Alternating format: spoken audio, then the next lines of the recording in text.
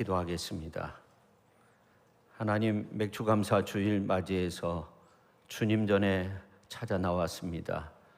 저희들 성령께서 함께 해주셔서 말씀을 통해 은혜 받게 하시고 우리의 삶이 새롭게 거듭나는 은총의 시간으로 역사하여 주옵소서. 예수님 이름으로 기도합니다. 아멘. 이 감사는 생활과 이어질 때 더욱더 빛이 난다고 합니다. 최근 학계의 주장은 감사가 생활과 이어지기 위해서 가장 필요한 것은 감사의 이야기를 말하거나 아니면 감사의 글을 써야 한다는 거예요. 그래서 이 감사가 생활 속에 이어질 수 있다는 거예요. 감사의 이야기를 많이 하고 감사의 글을 쓰거나 예를 들어서 편지도 쓸 수 있고 일기도 쓸 수 있는 거죠. 오늘 이제 2부 예배 후에 공동체 식사를 함께 하게 되는데 서로 이 감사의 이야기를 하면 좋을 것 같아요. 코로나 시기에 어려웠던 그때 하나님께서 지켜주신 그 은혜에 대해서 감사의 이야기를 하고 아니면 2024년도 상반기 하나님께서 보호해 주신 그 은혜에 대해서 이 감사의 이야기를 좀 하면 좋겠다 그런 생각을 해요. 맥주감사 주일 지나고 153일이 지나면은 추수감사절이 된다고 합니다. 우리가 이 감사의 일기를 썼던 적이 있는데 153 하면 굉장히 의미 있는 숫자잖아요. 예수님께서 제자들에게 배 오른편에 그물을 던져라 했을 때 제자들이 그물을 던졌는데 큰 물고기가 153마리가 잡혔다는 그런 말씀이 요한복음서 21장에 기록이 되어져 있는데 153의 일기를 한번 써보시면 여러분의 삶이 정말 감사로 채워지는 축복의 역사가 나타나게 되리라 그런 생각을 하게 됩니다. 오늘 말씀의 제목이 감사의 이야기인데 그런 이야기 아시죠? 스펄전 목사님이 하신 말씀인데 우리에게 별빛을 주신 하나님께 감사하면 하나님께서 달빛을 주시고 달빛을 주신 하나님께 감사하면 우리에게 햇빛을 주시고 또 햇빛을 주신 하나님께 감사하면 햇빛도 필요 없는 곳으로 우리를 인도하여 주실 것이고 거기에서 달빛, 햇빛 그러한 빛이 필요 없는 영원한 생명의 빛이 우리를 비추게 될 것이다. 그러니까 감사하면서 생활하게 되면 하나님 앞에 감사하면서 생활하게 되면 구원의 은혜를 누리게 된다는 거죠. 매초 엘리 목사님은 이 감사는 산수의 수학의 플러스와 같다는 거예요. 그래서 감사하면 거기에 하나님의 축복이 더해진다고 했습니다. 근데 불평불만하면 마이너스가 되어서 오히려 하나님의 축복을 빼앗아가는 그런 일들이 나타나게 된다. 그런 말을 한 적이 있어요. 그러므로 우리가 하나님 앞에 늘 찬양 감사하며 사는 그런 복된 삶을 살아야 될 줄로 믿습니다. 그래서 감사하면 은혜가 더 풍성해지고 감사하면 원망과 불평도 사라지게 되는 겁니다. 감사할 때 기쁨이 있고 평강이 있고 행복한 거예요. 그래서 이 감사 지수가 높아지면 건강 지수도 높아지고 행복 지수도 높아집니다. 그러나 불평하는 지수가 높아지면 기쁨이 사라지고 평강도 사라지고 분노가 생기고 불만이 커지게 되는 거죠. 그런데 우리가 어려움 가운데 있을지라도 하나님 앞에 찬양하며 감사하면 기적이 일어날 수 있어요. 행복도 마찬가지입니다. 행복한 이야기를 많이 해야 돼요. 감사의 이야기를 많이 하듯이 행복의 이야기를 많이 하면 우리의 삶이 행복해질 수 있어요. 우리 동양에서는 감사의 이야기로 대표적인 고사성어가 있죠. 결초보은이라는 그런 이야기, 그런 고사성어가 있는데 이거는 죽어서도 은혜를 갚는다, 은공을 갚는다는 그런 이야기입니다. 그럼 살아서 은혜를 갚는 이야기는 뭐냐면 황작, 함환, 누루황, 참새작, 먹음, 을, 함, 그 다음에 환옥환, 꾀꼬리가 구슬을 물어다 준다는 그런 이야기가 있어요. 재밌는 이야기들이 많이 있어요. 책은 다음에 나오는 말인데 큰 은혜는 갚을 생각도 하지 않고 작은 원한은 반드시 갚으려고 한다는 거예요. 우리 인생들이 그렇게 어리석다는 거예요. 이건 동양에서 내려오는 감사의 이야기고 서양에서도 그 감사의 이야기가 많이 내려오는데 이 나폴레옹이 러시아를 침공했을 때 그 이야기가 유명하죠. 혹한기에 러시아를 침공했어요. 전투가 벌어지는데 이 러시아의 코사크 군대가 나폴레옹을 공격하기 시작합니다. 그래서 이 나폴레옹이 뒤에 처지게 되고 그러다가 혼자 도망치게 되었는데 어느 마을로 들어가게 되었어요. 잡히면 죽는 거예요. 근데 모피상하는 그 집에 들어가서 내가 죽게 되었으니까 나를 좀 살려달라고 그렇게 요청을 하니까 그러냐고. 그러면 그 모피 안으로 그렇게 다발 속으로 들어가라고 그리고 이제 덮어놓은 거예요. 그리고 코사크 군대가 러시아 군대가 와가지고 나폴레옹을 찾는 거예요. 분명히 여기 들어왔는데 못 봤느냐는 거예요. 못 봤다고 하면서 시침을 뚝 떼고 있는데 그래도 막 이 창으로 이 모피를 막 찌르면서 사람이 있는가 들춰보기도 하고 그런데 들키지 않고 이 나폴레옹이 살게 되었어요.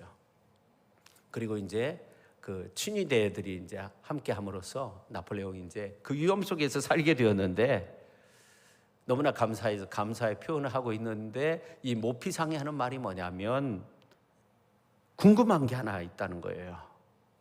그것은 뭐냐면 당신이 다 죽게 되었는데 그 모피 안에 있을 때 다발 속에 있을 때 당신의 그 기분이 좀 어떻냐는 거예요. 그걸 좀 알고 싶다는 거예요. 그러니까 정말 그러냐고 정말 그렇다고 그러니까 갑자기 화를 내면서 감히 황제인 나한테 그런 말을 할 수 있느냐 하면서 이 모피상을 끌어낸 거예요. 끌어내고 이제 내가 명령을 내리면 이 사람을 총살을 시켜라. 그 추운 겨울에 총을 장전해요. 발사하면 이제 그냥 죽게 되는 거예요. 그래서 장전하고 이제 발사를 해야 되는데 가만히 보니까 발사 소리가 안 나는데 누군가 자기에게 이렇게 다가오는 소리가 들리는데 이제 눈앞을 가렸는데 그 안대를 벗기고 보니까 나폴레옹이 그 앞에 있는 거예요.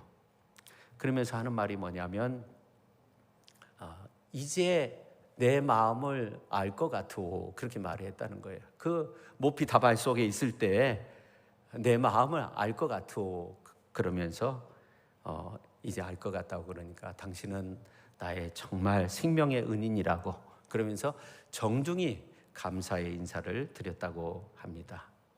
미국에서도 감사의 이야기가 있는데 1937년도에 있었던 일이에요. 죄수의 어머니 캐더린 로스라는 그런 여성이 교통사고를 당해서 죽게 됐어요. 근데 이 여성은 뭐 자기 자녀들이 그냥 그 죄수들이 있는 곳에서 감옥에서 그냥 놀이하면서 지낼 정도로 그렇게 죄수들을 위해서 평생 동안 자기를 희생하고 정말 맹인들에게 점자를 가르치고 농아들에게 수화를 가르치는 그런 역할들을 하고 정말 그 삶의 의욕을 잃은 이 죄수들을 새로운 삶으로 바꾸어주는 그러한 역할을 하게 되었어요. 근데 이제 장례식이 됐는데 죄수의 대표가 와가지고 교도소 소장한테 그런 말을 했다고 해요. 우리가 좀 밖으로 나갈 수 있게 해달라고. 이 캐더린 로스에게 우리가 문상을 해야 된다고. 마지막 가는 길 우리가 보고 와야 된다고.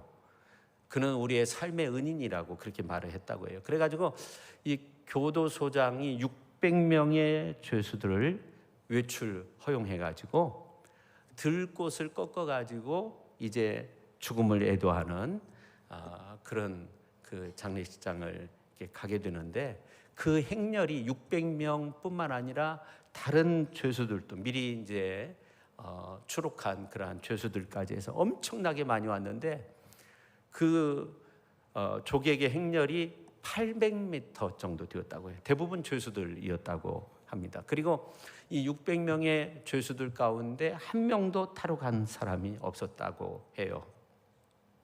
참 감명 깊은 이야기죠. 근데 이 전조 안에도 정말 감명 깊은 그런 이야기가 있어요. 이 방해인 아마 들어보셨을 건데, 황해도에서 태어나서 개성의 호수돈 여학교를 졸업하고 바로 기전여학교 교사로 부임하게 됩니다. 수석으로 졸업했다고 하는데, 근데 밤이 새도록 그 여학생들의 명단을 놓고 불러가며 기도했다고 해요. 근데 단순히 어떤 지식을 가르치는 그런 교사가 아니라 학생들의 어진 목자였고 인격의 스승으로 살았다고 해요. 불우한 학생들이 참 많이 있었는데 자신의 시간뿐 아니라 물질을 투자해서 몸을 바쳐서 그렇게 제자들을 돌보았다고 합니다.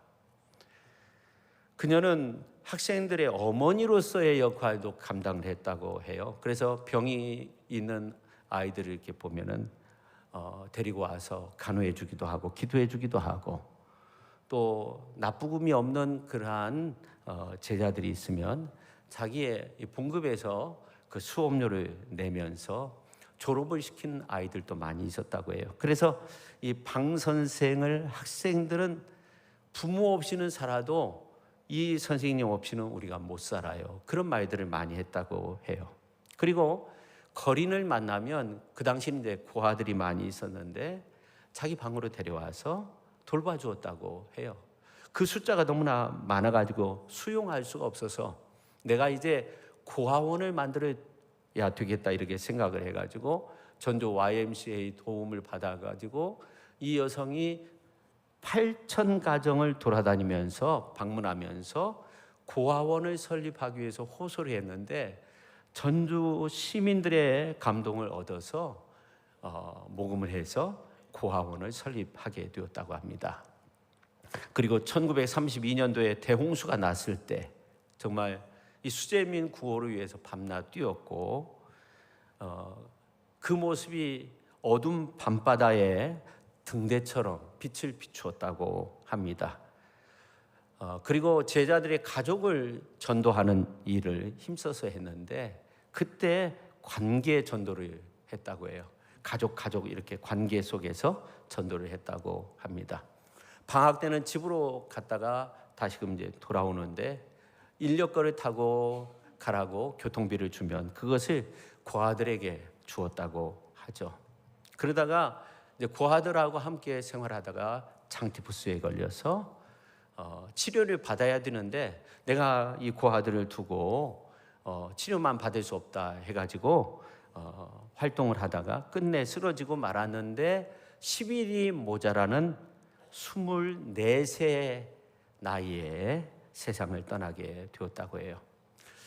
그 당시에 여성들이 상여를 맨다는 것은 있을 수 없는 일이었습니다. 전주에서 더욱더 그런 일은 있을 수 없는데 여성들이 상여를 맸다고 해요. 전부 다. 그래서 정말 전국적으로 화제가 되었다고 하죠. 스승 배은희 목사는 방해인 소전이라는 그러한 책을 출간하였고, 이분이 이제 국회의원까지 이렇게 활동을 했는데, 하나님께서 보내주신 그대로의 정말 예쁘고 아름다운 사람이었다.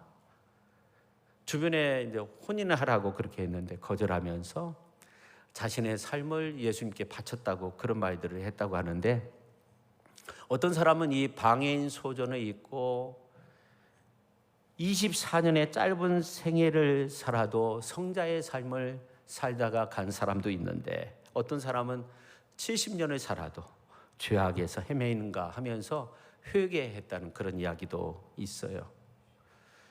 그리고 이제 그녀가 세상을 떠난 다음에 호수돈 여학교에서 이 여성의 사진을 걸어놓고 방해인의 정신과 삶을 본받자 그렇게 가르치기도 했다고 합니다. 배은희 목사는 거지들의 친구, 보호자, 어머니, 고결한 한 송이 백합화 그렇게 표현을 했다고 합니다. 여러분, 한 사람이 예수님께 붙들릴 때 어떻게 이렇게 세상에 큰 감동을 줄 수 있는가? 8천 가정을 다니면서 고아원을 설립하기 위해서 그렇게 힘쓰고 최초로 고아원을 설립한 이 여성, 어버이, 친구, 보호자, 눈물의 사람, 기도의 사람, 열정의 사람, 성자라고 그렇게 사람들은 불렀어요. 개신교를 다녔는데도 그렇게 불렀어요. 부모 없이는 살아도 방해인 선생님 없이는 못 산다. 이 학생들의 말의 뜻이 무엇을 의미할까요? 8천여 가정을 방문하면서 협력을 얻어 고아원을 설립한 그 능력이 가냘픈 사람에게서 나왔겠습니까? 관계전도가 이 여성을 통해서 시작되었고 짧은 생을 살았지만 위대한 삶을 산 거죠. 밤바다에 찬란한 등대의 불빛처럼 하나님의 영광을 드러내는 그러한 삶을 살았습니다. 그 외에도 우리 주변에 정말 감사의 이야기가 많이 있어요. 성경에 보니까 이 다윗의 이 감사의 이야기가 너무나도 큰데 이 다윗과 요나단이 나이가 좀 더 많잖아요. 근데 친구로서 요나단이 이제 전장에서 죽고 난 다음에 다윗은 요나단을 잊을 수가 없는 거예요. 다윗이 왕이 된 다음에는 또 요나단을 잊지 못하고 요나단의 자녀를 찾게 되는데 두 발을 저는 장애인이었던 무비보셋이라는 사람을 찾아내게 되잖아요. 그래가지고 이 무비보셋에게 사울 왕의 모든 전 재산을, 조부의 재산을 왕인 다윗이 차지하지 않고 선왕의 재산을 자신이 차지하지 않고 이 무비보셋한테 다 물려주었어요. 그리고 식사를 할 때는 자신과 함께 왕의 식탁에서 밥을 먹게 했어요. 그러니까 그 감사의 마음이 항상 있었던 거죠. 자녀 이상으로 이 무비보셋을 돌봐주었습니다. 여러분도 개인적으로 참 감사한 사람들이 많이 있을 거예요. 오늘 이제 식사하면서 오늘 하루 보내면서 정말 7월 첫 번째 주일을 보내면서 이 감사의 이야기를 많이 해야 되고 여러분이 살면서도 이 감사하다는 그런 표현들을 많이 해야 돼요. 근데 제가 목회하면서 감사한 분들이 정말 많이 있어요. 그래서 오늘 이제 어느 분한테 감사의 표현을 좀 이렇게 문자로 보내기도 했는데 근데 제가 목회하기 전에 고등학교 3학년 마치고 저희 친구들 4명이 지금도 이렇게 친한데 참 예수님을 이렇게 교회는 다니는데 믿음이 적은 친구 하나 있고 다른 친구들은 예수님을 안 믿는데 이 고등학교 3학년 때 우리가 이제 함께 이게 지냈어요. 근데 수능 시험 마치고 그 중에 그 친구가 노량진에 가서 공부하겠다고 그래서 이제 함께 간 거예요. 함께 올라간 거예요. 익산역에서 이제 그 비둘기호가 있거든요. 6시간 30분인가 아무튼 걸리는 그 야간 열차를 타고 새벽역에 도착을 했어요. 노량진역에 도착을 해서 어디 갈 데도 없고 그래서 이제 배회하고 다니는 거죠. 근데 교회 대형 버스가 이제 딱 멈춰 서는데 저희 앞에 멈춰 서는데 타라는 거예요. 그래서 어디 갈 데도 없고 그러니까 그 차를 타게 됐어요. 가보니까 독립문 교회였어요. 이제 철야기도 이제 끝나고 12시 넘어서 이제 맞춰지게 된 건데 저는 이제 그 기도실에 가서 자고 나머지 세 친구는 우리 교회에 유하실 만한 그런 크기의 방이 하나 있었고 커튼이 있고 또 하나 방이 있었던 것 같은데 이제 거기에 무슨 이불까지나 뭐 그런 것들이 있는 줄 알았는데 그래서 우리 친구 셋은 그 방에서 잤어요. 근데 그 운전하신 분이 장로님이셨는데 장로님이 이제 운전하시면서 자기가 자야 될 곳을 우리에게 내준 거예요. 아침이 됐어요. 아침이 됐는데 그 커튼 뒤에서 딸이 나오는 거예요. 대학교 한 3학년, 4학년쯤 다니는 아주 예쁜 딸이 나오는 거예요. 그러면서 이제 이 장로님 그 딸이 라면을 끓여가지고 생전 처음 보는 우리들을 이제 대접을 하는 거예요. 라면을 먹으면서 하는 말이 뭐냐면, 이 장로님이 하시는 말이 뭐냐면, 위험하니까 밤늦게 그렇게 다녀서는 안 된다는 거예요. 근데 옆에 있는 딸이 무슨 이야기를 하냐면, 남동생이 하나 있었는데 그렇게 돌아다니다가 칼에 맞아서 죽었다는 거예요. 저는 그때 굉장한 감동을 받았어요. 저는 그 장로님에게 정말 처음으로 사람에게서 예수 그리스도의 그 사랑을 아주 진하게 느꼈어요. 젊은 날 제가 그 장로님을 만나지 못했다면 얼마나 저의 인생이 삭막했을까. 항상 마음속에 그 장로님이 이렇게 있는 거예요. 그래서 이제 한 7년 후에 신학대학원 다니면서 한번 가봤는데 만나진 못했어요.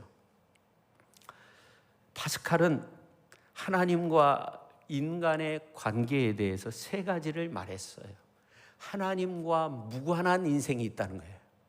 그리고 또 하나는 하나님을 탐구만 하는 인생이 있다는 거예요. 그리고 하나님을 믿는, 신앙하는 인생이 있다는, 이 3가지가 있다는 거예요. 근데 하나님과 무관한 인생은 어리석은 자죠. 그렇죠. 하나님을 탐구만 해요. 믿지 못하고 탐구만 하는 인생은 불행한 자이고, 그리고 하나님을 믿는, 신앙하는 인생은 행복한 자이다, 그런 말을 했어요. 근데 여기서 그치지 않고 하나님과 무관한 인생, 하나님만 탐구하는 그 인생, 믿지 못하고 그런 인생은 감사의 생활과도 무관하다, 그런 말을 했어요. 여러분, 하나님을 믿는 신앙인은, 하나님을 믿고 따르는 인생의 길을 걷는 사람들은 언제나 그 삶 속에 감사가 있어요. 생활 속에 감사가 끊이지 않아요. 마르틴 루터도 감사에 대해서 이런 말을 했는데, 신자와 불신자를 구별하는 기준이 뭐냐면 하나님 앞에 감사할 줄 아느냐 못하느냐, 여기에 달려 있다는 거예요. 그러므로 오늘 맥주 감사 주일을 지키고 있는 우리는 하나님을 믿는 사람으로서 행복한 사람들, 한 해 한 중심에서 하나님 앞에 감사를 드릴 수 있다는 것은 정말 믿음으로써 드릴 수 있는 거고, 또 그런 삶을 하나님께서 기뻐 받아 주시는 거예요. 여러분, 나침판에서 나온 그 책을 읽었던 기억이 나는데, 사랑에는 3종류가 있다고 해요. 여러분 아실 거예요. 첫 번째는 조건적인 사랑, 이프적인 사랑. 어떤 조건이 되었을 때 사랑한다는 거예요. 조건이 안 되면 사랑할 수 없는 거죠. 그 다음에 비코스적인 사랑, 뭐뭐 때문에 사랑. 이미 조건이 갖추어진 상태이기 때문에 사랑한다는 거예요. 네가 나의 자녀이기 때문에, 네가 나의 친구이기 때문에 사랑한다는 거예요. 근데 3번째는 인스파이트 오브적인 그러한 사랑이 있는데, 그럼에도 불구하고 조건이 갖추어지지 않았음에도 불구하고 사랑하는 거예요. 마치 산을 등정하는 모습과 같은 거예요. 산 등정하려면 얼마나 힘들어요. 그럼에도 불구하고 산을 오르는 것처럼, 그럼에도 불구하고 우리를 사랑하신 분이 예수님이시죠. 예수님은 한없이 높고 높은 보좌를 버리시고 낮고 천한 이 땅에 오셨어요. 우리를 구원하시기 위해서. 우리가 아직 죄인되었을 때 그리스도께서 우리를 위하여 죽으심으로 하나님께서 우리에게 대한 자기의 사랑을 확증하셨어요.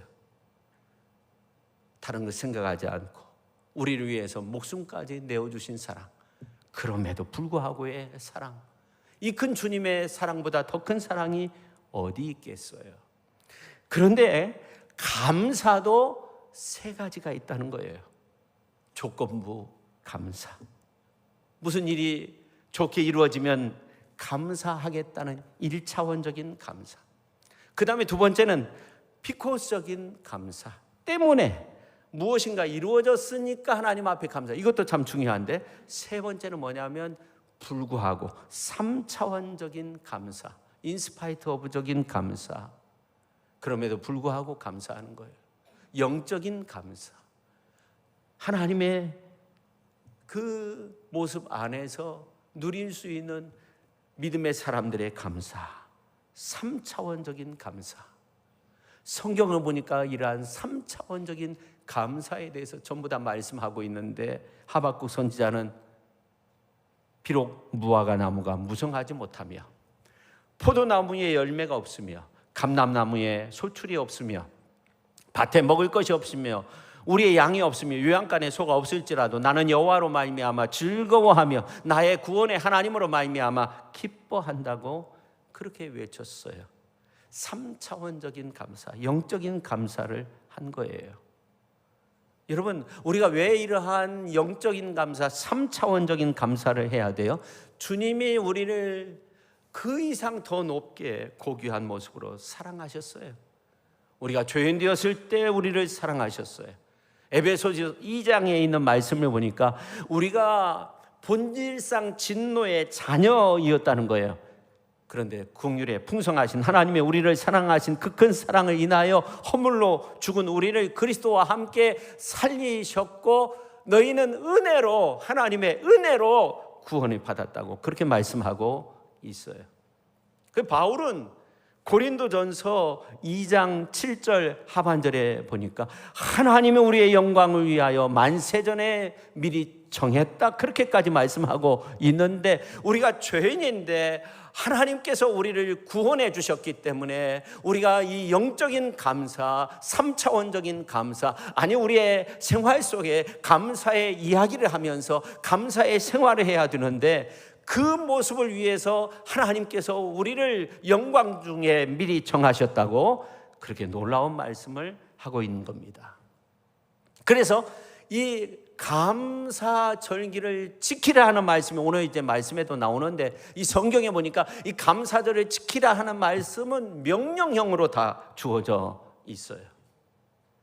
지켜도 되고 안 되고 뭐 그런 것이 아니에요. 하나님의 영광 가운데 만세전에 우리를 택하셔서 하나님 앞에 감사하면서 살도록 그렇게 만들어 주신 거예요. 그래서 이 감사절기가 되면 이스라엘 백성들은 민족 대이동이 이루어지는 거죠. 국내에 사는 모든 사람들 다 예루살렘 성으로, 성전으로 그렇게 인도함을 받았고, 외국에 사는 사람들도 막 다 고국 땅으로 돌아오는 거예요. 3대 절기가 뭐예요? 무교절, 77절, 장막절. 무교병의 절기, 무교병을 먹는 절기, 6월절을 말하는 건데, 이스라엘 백성들이 출애굽할 때 어떻게 해요? 누룩 없는 빵을 만들어서 먹었어요. 하나님의 진노가 애굽 땅에 임할 때 이스라엘 백성들은 어린 양의 피로서 문설주 임방에 바름으로써 그 하나님의 진노가 넘어가게 된 거예요. 그것을 기념하는 거예요. 그 절기를 무교병의 절기 그렇게 표현합니다. 6월절 같은 의미죠.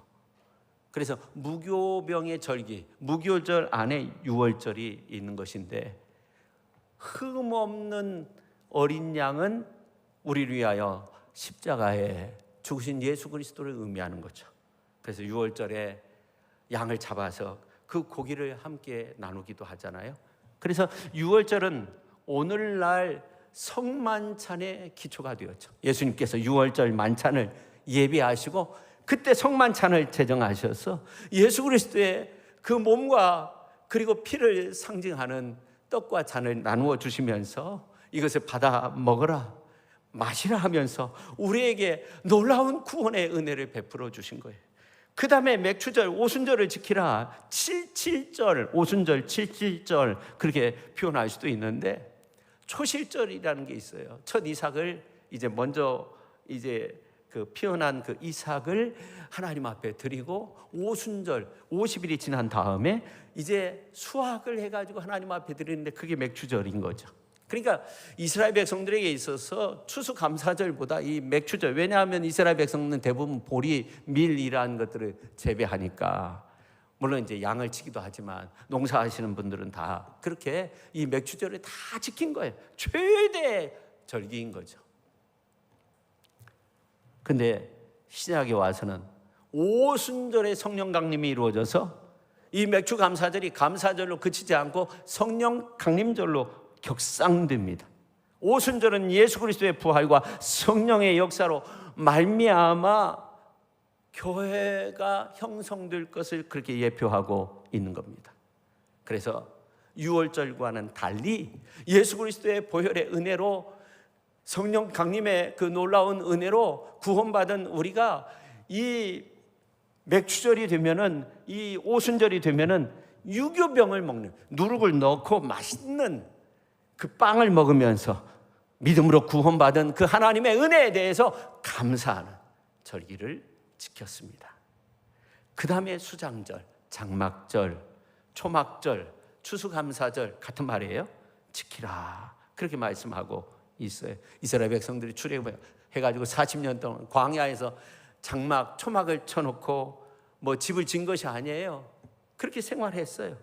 그래서 그것을 기념하면서, 근데 그때가 이제 추수를 맞춰지는 그러한 겨울 앞두고 이제 10월 초 뭐 이렇게 되기 때문에 초막절을 지키게 되는데, 초막을 짓고 이래 동안 밖에서 지내면서 그 하나님의 은혜에 대해서 감사하는데, 광야에서 만나를 내려주시고 광야에서 물이 솟아서 이제 물을 먹게 해주시고 광야에서 살면서 그 팔이 부릅뜨지 아니하도록 그 지켜주신 그 은혜를 생각하면서 그 절기를 지켰던 겁니다. 그래서 이제 이러한 세 가지의 절기를 지키면서 일상생활에 빠져가지고 하나님이 잊어버린 이스라엘 백성들 영적으로 대각성을 이루도록 하였고, 그리고 각 지방에서 이제 성행했던 우상숭배 이러한 것들을 다 경계하고 방지하게 하였고, 더욱더 중요한 것은 모든 이스라엘 백성들이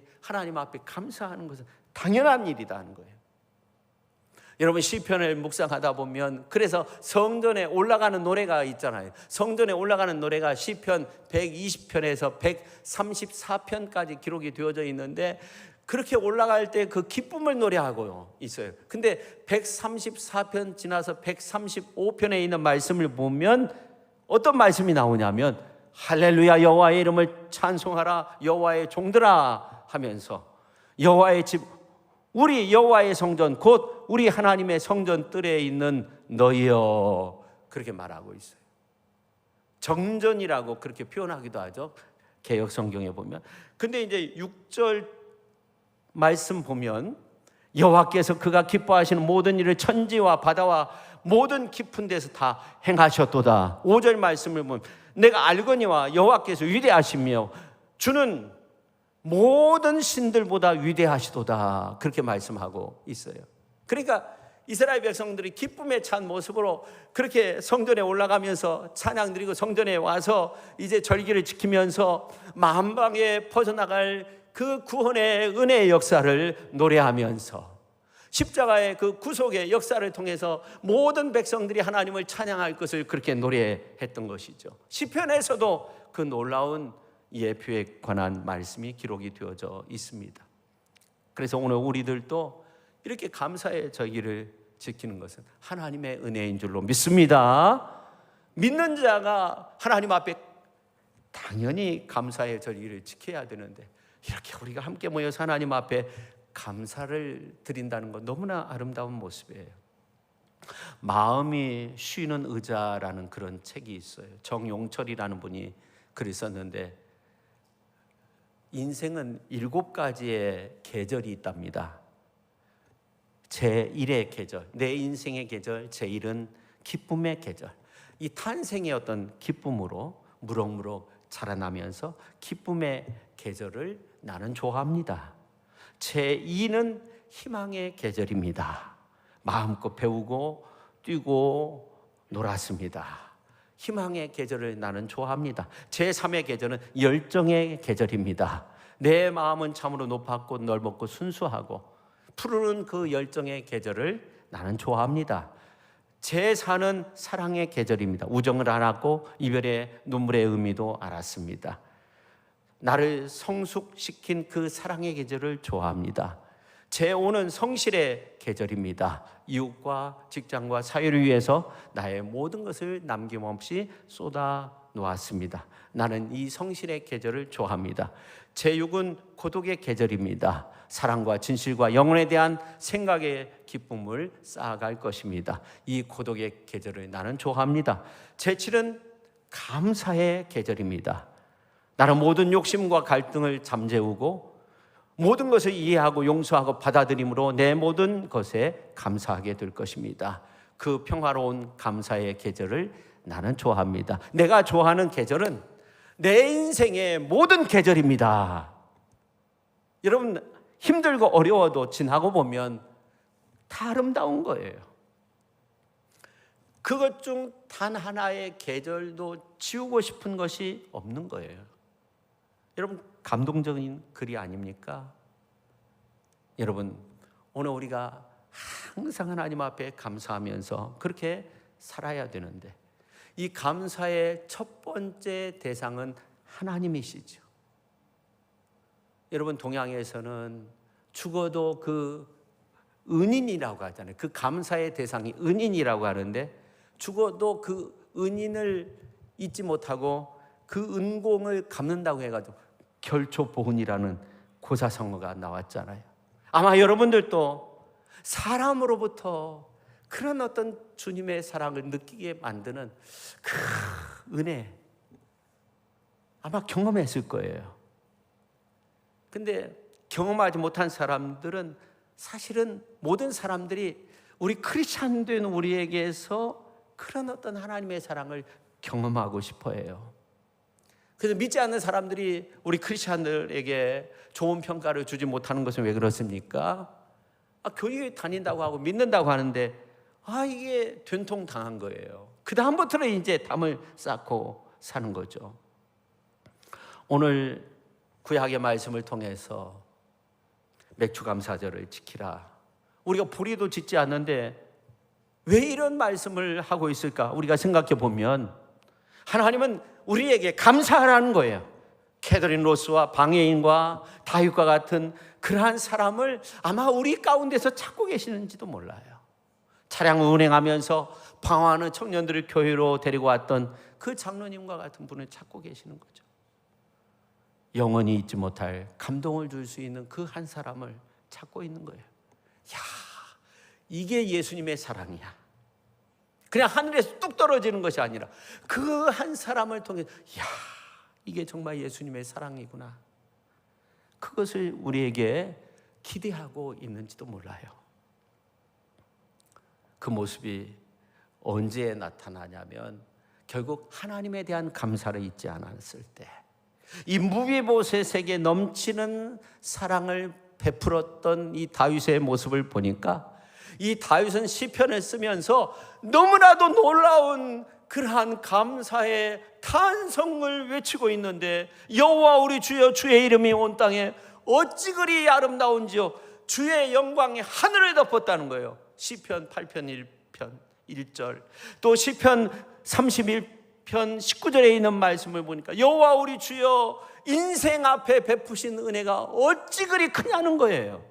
하나님이여, 주의 인자하심 어찌 나에게 이렇게 보배로운지요, 만군의 여호와여, 주의 장막이 어찌 그리 사랑스러운지요, 주의 말씀의 맛이 어찌 그렇게 단지요, 꿀송이보다 더 달다는 거예요. 시편 119편에 나와 있죠. 오늘 우리도 하나님의 섬세하심, 하나님의 위대하심, 하나님의 살아계심, 하나님의 역사하심, 하나님의 함께하심, 하나님의 응답하심, 하나님의 도와주심, 하나님 주시는 그 은혜에 대해서 우리가 감격하면서 감탄하면서 우리가 살 때 정말 우리의 삶이 행복해질 거예요. 오늘 우리 성도님들도 예수 믿고 구원받게 해주셔서 하나님 자녀로 살게 해주셔서 얼마나 감사해요. 언제나 우리가 하나님과 함께하는 그러한 복을 누리게 될 것이니 얼마나 감사해요. 오늘 저와 여러분의 삶 속에 그렇게 감사의 이야기로, 감사의 말로, 또 감사의 글로 가득한 그러한 축복된 인생의 삶의 모습을 지닐 수 있기를 예수님의 이름으로 축원합니다. 기도하겠습니다.